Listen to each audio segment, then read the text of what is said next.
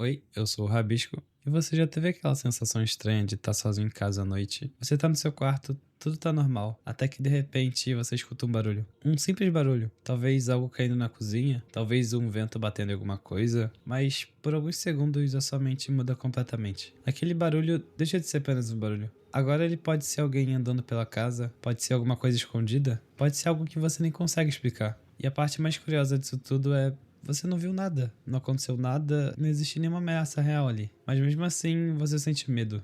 E talvez essa seja uma das coisas mais estranhas sobre o ser humano. A nossa capacidade de sentir medo de coisas que não existem. Desde pequenos, aprendemos a ter medo de coisas que nem sabemos se são reais. Um quarto escuro, uma sombra na parede, um lugar abandonado, uma porta aberta durante a madrugada. Mas por que essas coisas assustam tanto? A resposta talvez esteja em uma característica muito antiga do nosso cérebro. Ele não gosta de incerteza. Quando não sabemos o que está acontecendo, nossa mente tenta encontrar uma resposta. E muitas vezes ela escolhe a pior possibilidade. Um exemplo simples: você está andando sozinho à noite e escuta passos atrás de você. Existem várias possibilidades. Pode ser uma pessoa passando, pode ser alguém que está indo para o mesmo lugar, pode ser apenas um barulho qualquer. Mas o cérebro não pensa primeiro nessas opções. Ele pensa, e se for algo perigoso? Porque, para os nossos antepassados, durante milhares de anos, imaginar uma ameaça que não existia era menos perigoso do que ignorar uma ameaça que realmente existia. Para ficar mais fácil de entender, imagine um ser humano vivendo milhares de anos atrás. Ele está em uma floresta, e durante a noite ele escuta um barulho vindo dos arbustos. Ele vai ter duas opções. Na primeira ele pensa, putz, pode ter alguma coisa perigosa ali. Já na segunda ele pensa, não deve ser nada, deve ser só o vento. Se ele escolhesse a primeira e tivesse errado, nada aconteceria. Ele só teria sentido medo e perdido alguns segundos. Mas se ele escolhesse a segunda e tivesse errado, se fosse realmente algum predador, as consequências poderiam ser muito maiores. Ou seja, ele prefere errar dizendo que tem perigo ali quando não tem, porque você só vai passar medo, do que errar dizendo que não tem nada ali, quando realmente tem, porque você pode se machucar ou até mesmo morrer. Então, com o tempo, nosso cérebro desenvolveu uma espécie de sistema de proteção. Ele prefere imaginar um perigo que não existe do que imaginar um perigo que realmente existe.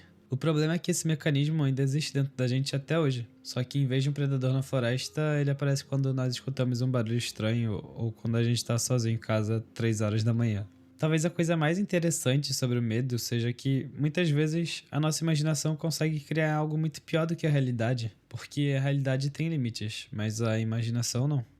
Uma pessoa real tem uma aparência, um tamanho e uma explicação. Mas uma coisa desconhecida, ela pode ser qualquer coisa. Quando você olha para uma sombra no escuro, você não tá com medo da sombra. Você tá com medo daquilo que sua mente criou atrás dela. E talvez seja por isso que monstros imaginários conseguem ser tão assustadores. Porque cada pessoa cria o seu próprio monstro. Mas existe uma coisa curiosa. Mesmo tendo medo, nós procuramos sentir medo. Nós assistimos filmes de terror, vemos vídeos de lugares abandonados e escutamos histórias assustadoras.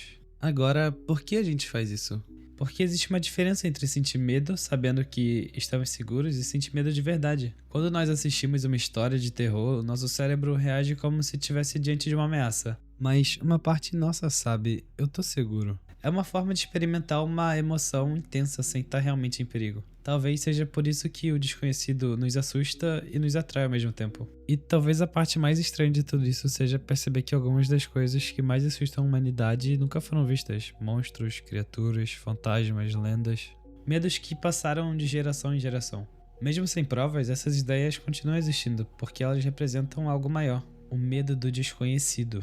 O medo de não entender. O medo de existir algo além daquilo que conseguimos perceber. No fim, talvez o maior mistério não seja descobrir se existe alguma coisa escondida no escuro. Talvez o maior mistério seja entender como a nossa própria mente consegue criar algo assustador usando apenas uma coisa: a imaginação. Porque às vezes o que mais assusta não está fora de nós, está dentro da nossa própria cabeça.